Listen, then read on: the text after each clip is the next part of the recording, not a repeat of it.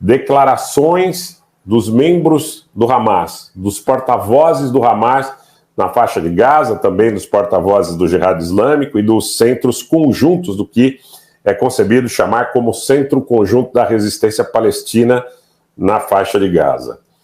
Todos os grupos palestinos, em especial o Hamas, por sua vez, também em relação ao aspecto retórico, dizem que esse conflito está só começando, que eles se prepararam muito para essa conflagração, e eles dizem o seguinte, que isso ultrapassará as fronteiras da faixa de Gaza. Realmente fica cada vez mais preocupante, porque há muito material, vídeo inclusive demonstrando que populações árabes, beduínos, no Egito, tentam se dirigir à fronteira com a faixa de Gaza. Naturalmente eles vão encontrar obstáculos do exército, da polícia, dos serviços especiais egípcios, mas a comoção popular, na medida em que as imagens dos ataques em Gaza estão circulando pelas redes de televisão, estão circulando pelas redes sociais, a comoção no mundo árabe, no mundo islâmico, está crescendo numa velocidade nunca vista anteriormente. Claro que nos conflitos entre árabes e israelenses sempre houve uma manifestação popular de solidariedade aos palestinos em muitas capitais no mundo árabe e em algumas capitais no mundo islâmico. Mas desta feita, me parece que a situação ganha uma proporção e ganha um corpo que não foi visto anteriormente. Então, o grande risco que nós temos é de que realmente nós tenhamos uma comoção que encaminhe a solução para um enfrentamento total. Os Estados Unidos encaminharam já 2 porta-aviões, são 2 conjuntos, na realidade, né, de força naval para a direção do Mediterrâneo Oriental e cogitam transportar um 3º conjunto. Dwight Eisenhower está em direção ao Meridiano Oriental, Gerald Ford no Meridiano Oriental, todos eles muito próximos ali da faixa de Gaza, do litoral israelense, do litoral do Líbano, e a retórica também é muito forte. A retórica entre o Hezbollah e os Estados Unidos, entre os iranianos e os Estados Unidos, mobilizações que precisam ser confirmadas, porque, como eu disse, as imagens e as primeiras informações, em um momento tão difícil, elas são muitas vezes de cunho propagandístico ou até de cunho especulatório. Mas eu quero dizer para vocês, de forma muito clara, que há mobilização popular no Iraque, que há mobilização popular no Iêmen e que há uma cadeia, uma gama, há uma certa capilaridade na construção desses grupos vinculados ao interesse do governo iraniano, no sentido de manifestar uma solidariedade ao Hamas, que não havia anteriormente. Não havia porque não havia sido costurado um acordo no mundo islâmico entre xiitas e sunitas. Os iranianos persas, em sua maioria, xiitas, os sauditas, árabes, sunitas, que desta feita, como eu tenho colocado para vocês em todas as transmissões que eu faço, principalmente essas mais longas, os iranianos e os sauditas se aproximam com a intermediação da China, e a aproximação entre iranianos e sauditas significa, de alguma forma, uma aproximação entre o Hezbollah e o Hamas. O Hezbollah representando, de alguma forma, a sua proximidade com os iranianos, e o Hamas, de alguma forma, representado por sua proximidade com os países do Conselho de Cooperação do Golfo, que tem na Arábia Saudita seu líder natural, ou seja, do ponto de vista econômico, territorial, populacional, enfim, toda essa construção. Eu temo, e aqui eu vou responder uma pergunta que insistentemente eu tenho recebido por Telegram, por WhatsApp, por DM no Instagram, no Twitter, eu não tenho condição material, né, Messenger, de responder um a um. Peço desculpas a vocês. Mas a pergunta é sobre o potencial de espraiamento, de espalhamento desse conflito neste momento, além da faixa de Gaza. E eu acho que a cada minuto, não é, que esse conflito permanece com essa situação de acirramento, o risco que esse conflito se torne um conflito regional ou até global de grandes proporções é muito grande. É muito grande, porque até aqui nós estamos notando que tanto as ações que foram praticadas no sábado, e eu não vou entrar aqui nesse momento no âmago de se poderiam ter sido evitadas, como foram construídas, se havia conhecimento, se não havia conhecimento, enfim, porque esse é um outro tema muito delicado. Mas o que se propõe a partir do sábado é uma solução na qual tanto os grupos palestinos que atacam Israel, como a iniciativa de contra-ataque israelense, baseado na premissa do que ocorreu no sábado, é uma situação onde não cabe intermediação. O que eu sei aqui e agora é que nenhum intermediário conseguiu convencer ambas as partes a conversarem a respeito de um cessar de hostilidades. Isso tem um componente político que é muito importante. Você tem um componente político na sociedade israelense, você tem um componente político nas sociedades árabes, no mundo árabe, no mundo islâmico, que, de alguma forma, clamam por uma solução de vitória total sobre o seu oponente. Então, para Israel, me parece que nesse momento é politicamente também muito importante derrotar o Hamas, e para a aliança que foi construída no mundo islâmico entre iranianos e sauditas, essa aliança também levou de volta a República Árabe Síria para a Liga Árabe. Essa aliança levou de volta as relações diplomáticas entre muitos países do mundo árabe que estavam rompidas em função do próprio conflito na Síria, que começou em 2011. Então, foi construída, de alguma forma, bem ou mal, uma maior unidade entre o mundo islâmico.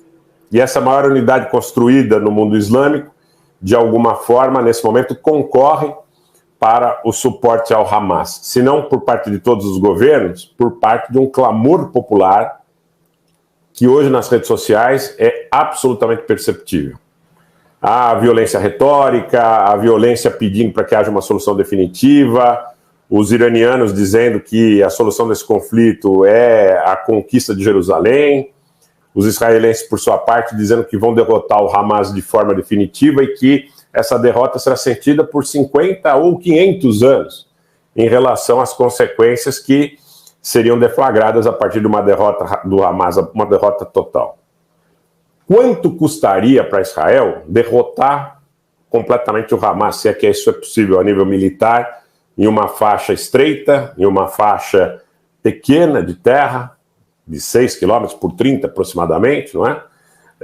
Onde você tem 2.300.000 habitantes, muitas pessoas comuns, que inclusive também sentem os efeitos, seja pelo banimento dos suprimentos básicos, seja pelos ataques materiais efetivamente feitos. Então, quanto custaria em relação a vidas humanas para Israel? Se até aqui a gente fala em 1.200 mortos israelenses, o que é sem precedente para Israel.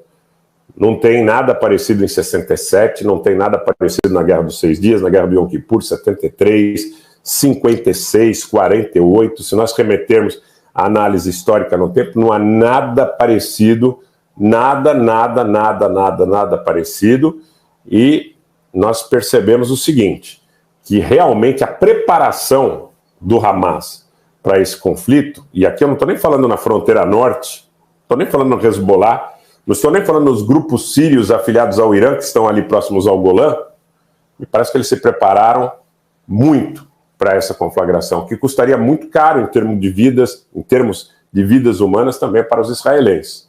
Quantas vidas israelenses, de soldados israelenses, custaria uma tentativa de incursão terrestre com o objetivo de eliminar a presença do Hamas em Gaza? Você tem 2 cidades em Gaza, aquela que está acima da superfície e a rede com muita capilaridade, com muitos vasos comunicantes, que é uma rede subterrânea. Então você tem 2 cidades em Gaza. Essas armas chegam como? Ao Hamas e ao Jihad Islâmico e outros grupos, a Frente Popular, enfim, outros grupos ali. Pelo mar, a parte dos bloqueios marítimos e a vigilância israelense, e também pela fronteira com o Egito, na medida em que existe uma vasta rede de túneis que alimentam não apenas o mercado de armas, como também mercados de comércio clandestino na faixa de Gaza. Quando eu digo clandestinos, em relação a esse bloqueio proposto por Israel. O problema todo, gente, é que esses mísseis que podem atingir, sim, esses túneis, eles têm que devastar absolutamente a faixa de Gaza, porque todos esses túneis, realmente, e aqui essa é uma verdade, muitas vezes eles estão sob casas, sob residências, sob escolas, sob hospitais, sob mesquitas, sob igrejas, sob creches, enfim. Então, nós teríamos uma devastação em relação à perda de vidas humanas por parte dos palestinos, que provavelmente o mundo islâmico e o mundo árabe não tolerarão. Vejam, governos como o governo da Jordânia, que aquece, inclusive, em relação à presença militar dos Estados Unidos nas suas fronteiras.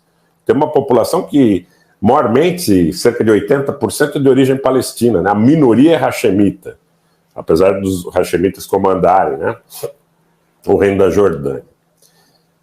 As populações árabes e islâmicas, nesse momento, não suportarão assistir 30, 40, 50, 60 mil mortos palestinos nesses ataques. Isso vai levar a uma conflagração.